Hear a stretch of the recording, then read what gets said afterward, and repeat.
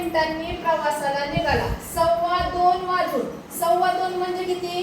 2 वाजून 15 मिनिटे. 2:15 वाजून 5 मिनिटांनी म्हटले म्हणजे 2:15 म्हणजे 2 वाजून 15 मिनिटं आणि पुढचे 5 मिनिटं त्याच्यात मिळवल्यानंतर 2 वाजून 20 मिनिटं होती.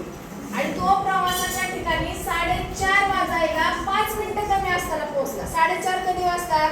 4 वाजून 30 मिनिटं आणि 5 मिनिटं आधी म्हणजे 4 वाजून 25 मिनिटं. तर त्याला तिथं पोहोचायला किती वेळ लागला? मग अशा वेळेस आपण काय करायचंय?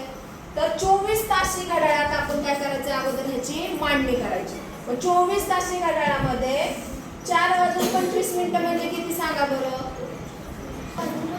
16 वाजून 25 वाजून 20 मिनिटे. आता ह्यांची वजाबाकी करायची. 25 मधून 20 गेले 5 मिनिटं. 16 तून 14 गेले